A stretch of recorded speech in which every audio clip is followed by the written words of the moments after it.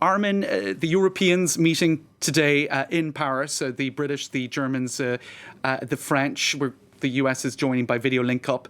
How much influence do the Europeans have on the issue at this stage?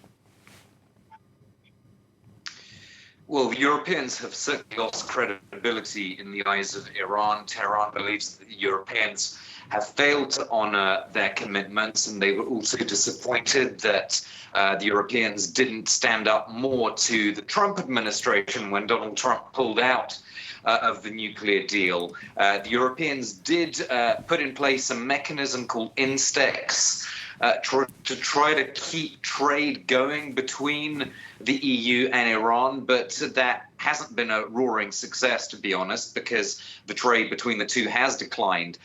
So Europe has lost some influence, but where perhaps they do have a small lever is on the Biden administration, because after all, President Biden has said he wants to improve transatlantic relations after pretty difficult 4 years under Trump. So the Europeans do have an opening there to say to him, well, look, if you want those better relations, you say you want to work with us on China, on trade, on a whole host of issues, NATO and so forth, then please do something on Iran now. Please make a gesture because time is really running out to salvage this nuclear agreement.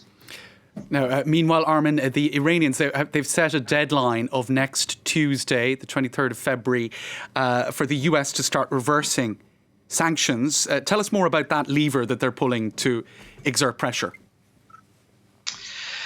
Yes, so the Iranians have said they will essentially curtail or restrict access for inspectors from the UN nuclear watchdog unless they see serious progress from the US in terms of the US commitments under the nuclear deal. A couple of things to watch in the next few days. So firstly, President Biden is to address the Munich Security Conference on Friday.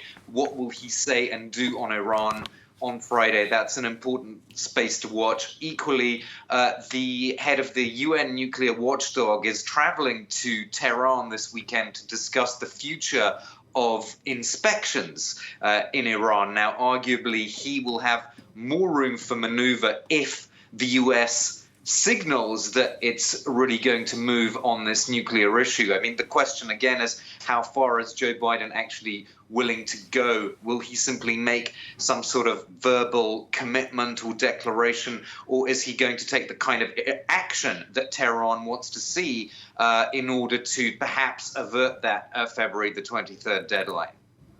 Armen, Georgian, thanks for that analysis.